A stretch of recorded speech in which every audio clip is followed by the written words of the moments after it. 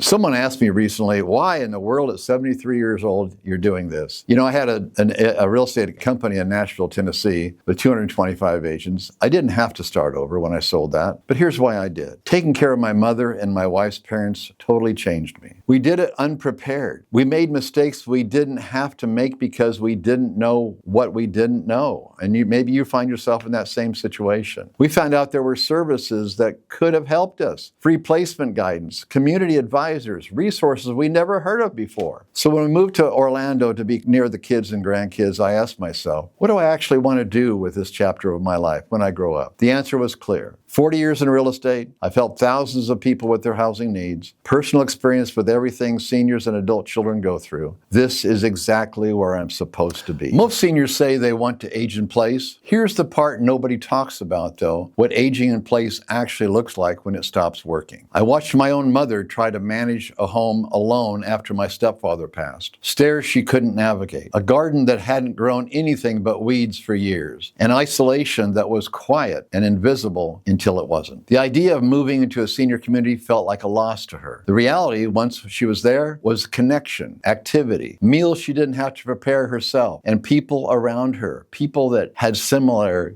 thoughts and place in life. The resistance to moving is almost always about what it represents. The actual experience is almost always better than what was left behind. That's what I've seen across hundreds of families in Central Florida. Comment guide, and I'll send you our honest overview of what the right senior community actually looks like. If you're managing your parents' home sale in Central Florida right now, this is the single most important thing I can tell you about getting top dollar. That's coming from somebody with 40 plus years of experience, all right? Most families assume that if a senior has already moved into the community and the house is sitting empty, that the only real option is a fast cash sale at a discount. That's the fragmented experience. You work with a placement agent, then vendors, then real estate agent, and somewhere in the process, the family leaves tens of thousands of dollars on the table many times. I have a contractor who comes in, does a full refresh, rehab, or takes payment at closing. No upfront cost. The home goes to market prepared and priced right. In my experience, families typically net around $50,000 or more using this approach. Just one call covers it all. Here's a statistic that changes how most families think about senior planning, and most people have never heard it. It is estimated that 70% of people will need some level of long-term senior care at some point in their lives. I know it shocked me when I found that out. 70%. That means for most families, this isn't an if, it's simply a when. The families who navigate it best are the ones who started the conversation early, understood what their options were, and had a plan before a crisis forced their hand. A fall, a diagnosis, a spouse passing, you know the different primary causes. Those moments come. The question is whether you're prepared when they do. I help families in Central Florida get ahead of it or navigate it when it's already here.